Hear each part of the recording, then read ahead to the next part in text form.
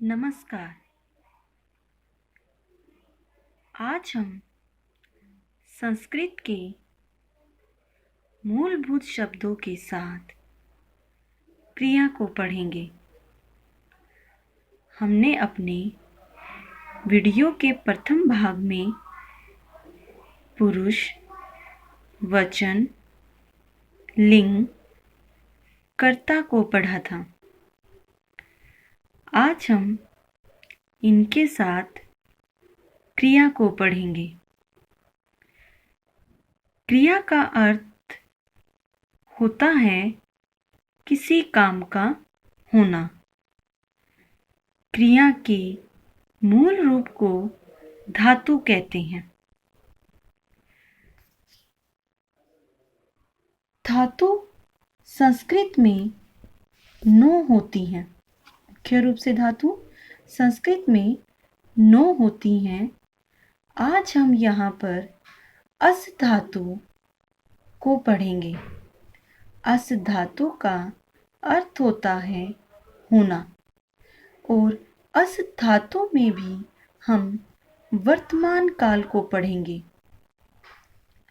प्यारे बच्चों, हिंदी में मुख्यतः 3 ही काल होते हैं, लेकिन संस्कृत में 5 काल होते हैं। इनके विषय में हम अगली कक्षा में पढ़ेंगे। धातु को समझने के लिए मैंने एक यहाँ सारिणी तैयार की है, जिसे समझने में आसानी रहेगी। धातु को भी हम पुरुष और वचन के माध्यम से ही सीखेंगे। पुरुष, प्रथम पुरुष, मध्यम पुरुष, उत्तम पुरुष। वचन, एक वचन, द्विवचन, बहुवचन।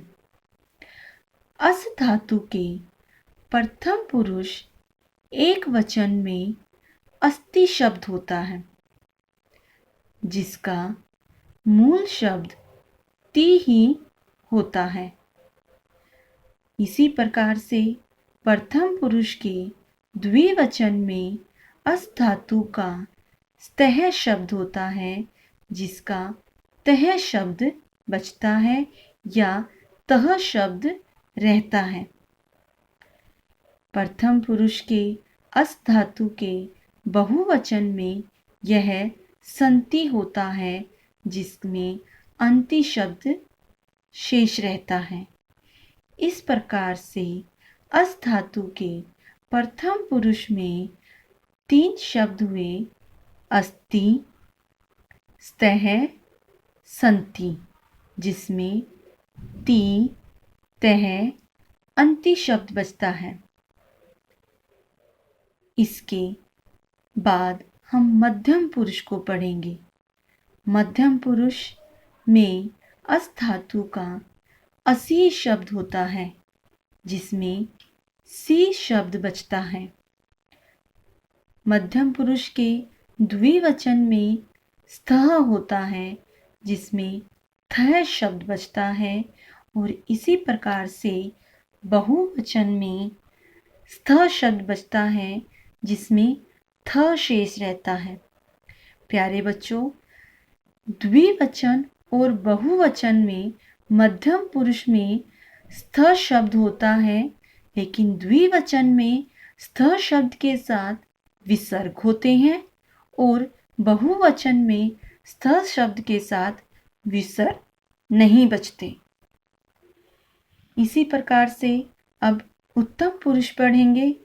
अस धातु के उत्तम पुरुष में एक वचन में यह असीम होता है, जिसमें मी शेष रहता है। द्विवचन में स्वः होता है, जिसमें वह शेष रहता है और बहुवचन में स्मः होता है, जिसमें म शेष रहता है। प्यारे बच्चों, ये तो हैं धातु के 9 शब्द, जिसमें प्रथम पुरुष में है अस्ति, स्तः, संति। मध्यम पुरुष में है असि, स्तः, स्थ। और उत्तम पुरुष में है असीम, स्वः, स्मः।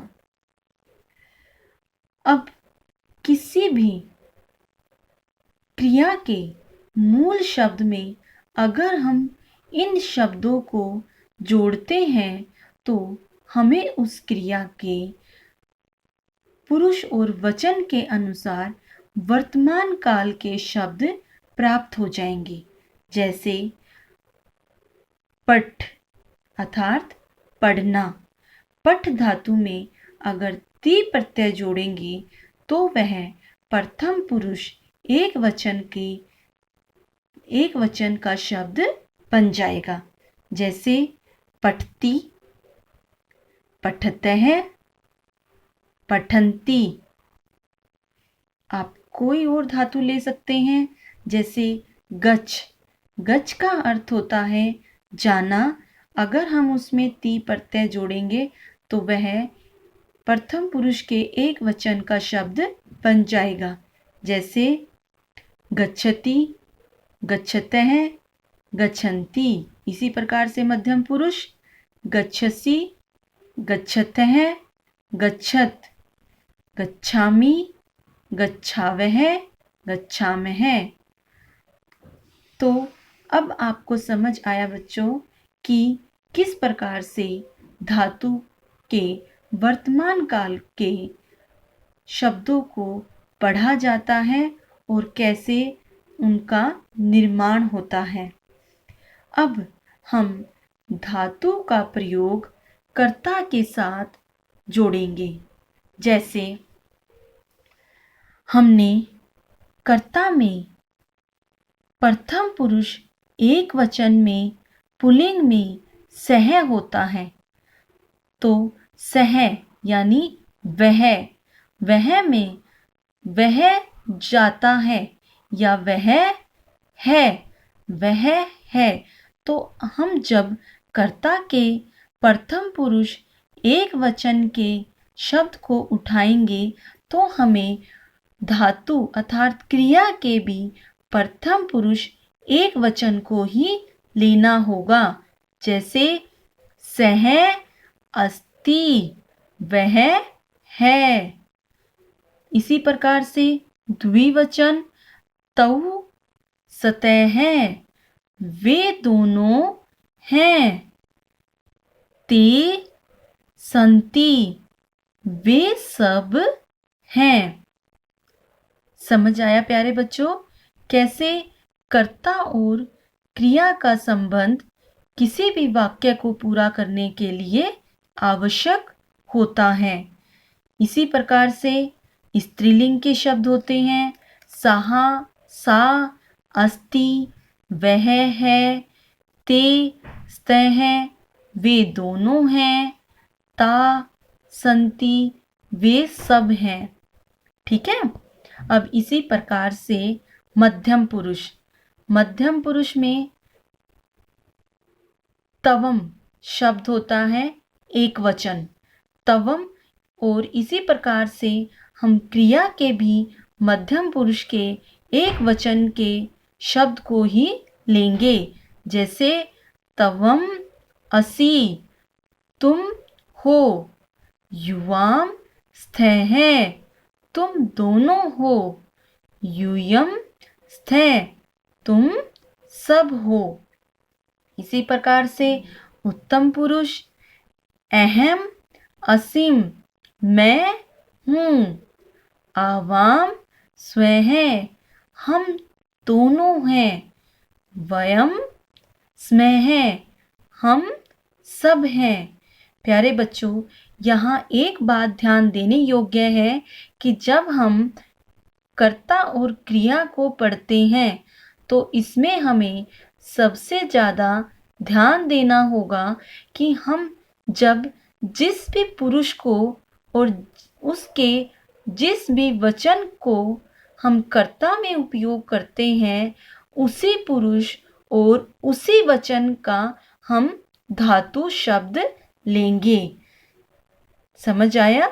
जैसे अगर मैं यहाँ कहती हूँ पुल्लिंग शब्द में राम है, राम, और हमने यहाँ पर ती प्रत्यय के साथ गच्छ धातु को जोड़ा अर्थात जाना। रामः गच्छति, राम जाता है। समझ आया? प्यारे बच्चों, ये यहाँ पर सिर्फ इतना ही है। जब आप लोगों ने ये समझ लिया तो समझो आपने कर्ता और क्रिया को समझ लिया। सबसे ध्यान देने योग्य बात यही है कि जिस भी पुरुष के वचन को हम कर्ता में लेंगे, उसी पुरुष और उसी वचन का हम धातु लेंगे। समझ आया? आशा है आप सभी को यह समझ आया होगा। धन्यवाद।